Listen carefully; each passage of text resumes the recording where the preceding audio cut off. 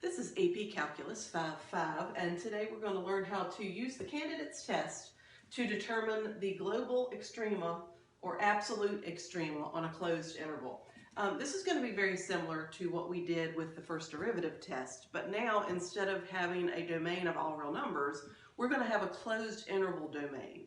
And the extreme value theorem told us that if we have a closed interval, we will have at least one global maximum and at least one global minimum within a closed interval. We can have more than one if the y value of those global minimums and maximums are the same, but usually you just have one.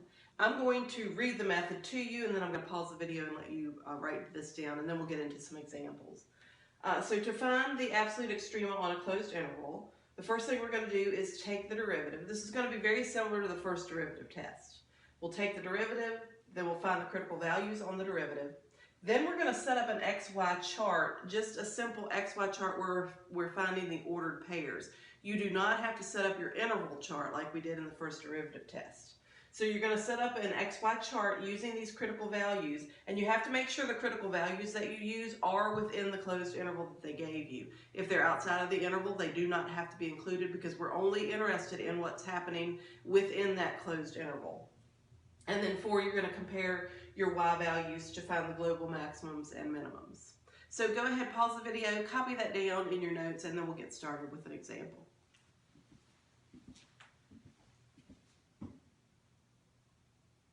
So in the first example, it says we're given f of x equals 2x minus 3x to the 2/3, and they want us to find the global extrema on the closed interval -1, 3. So the first thing I'm going to do is find the derivative. So f prime of x is equal to 2 minus 2x to the -1/3. So f prime of x is equal to 2 minus 2 over x to the 1/3. And we're talking about the closed interval from -1 to 3. To find the critical numbers, I'm going to set that equal to 0.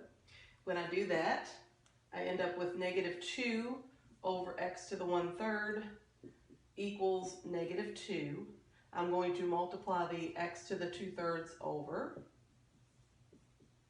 or x to the 1/3 over. And then if I divide by the -2, I end up with 1 equals x to the 1/3. So x equals 1 for a critical value. And the other critical value would be where the derivative is undefined, and that happens if we set the denominator equal to 0. So another critical value would be at x equals 0. So we found both of the critical values. The next thing I'm going to do is set up an XY chart, and in my XY chart I'm going to include the endpoints. So my endpoints are -1 and 3, and then I'm going to include any x values that were critical numbers that are within that interval. And let's see, 0 would be within the interval. 1 is also within the interval. So we didn't have any that didn't pertain, so we just put those all in there. And then the next thing we have to do is find the y values for the function at these critical value points and at the endpoints. So I'm going to plug -1 into my original function. When I do that, I end up with -2 minus, let's see, a -1 to the 2/3 would be 1. So -2 minus 3 would be -5.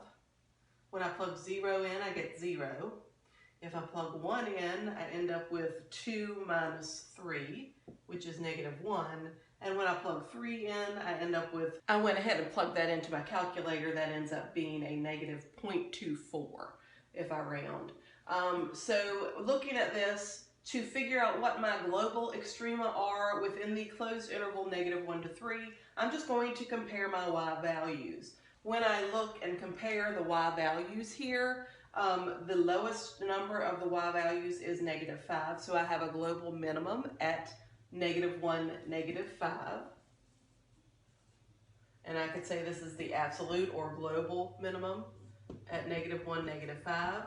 And then the highest y value here is at 0, so I have an absolute or global maximum at 0, 0. And I finished the problem. I found all of the absolute extrema.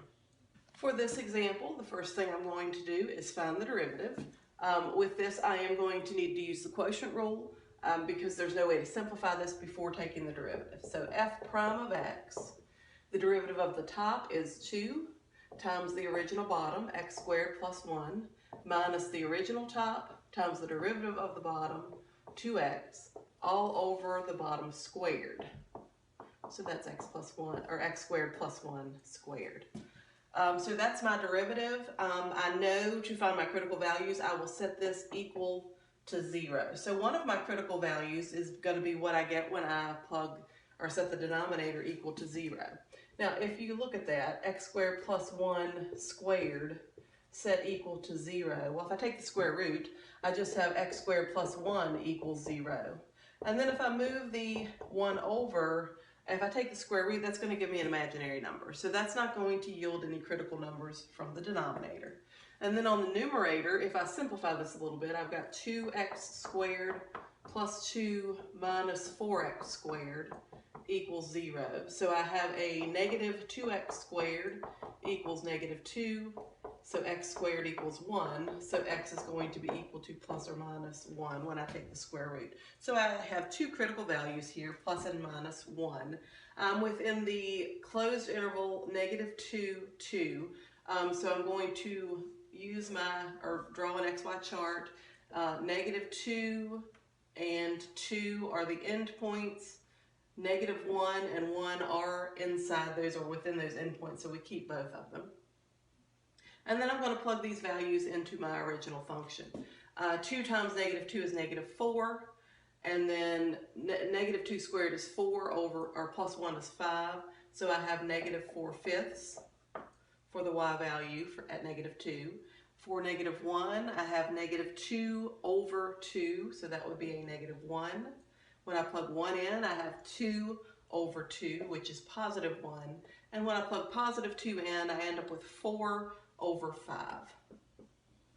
And so then I can compare these y values to figure out what the global maximum and minimums are.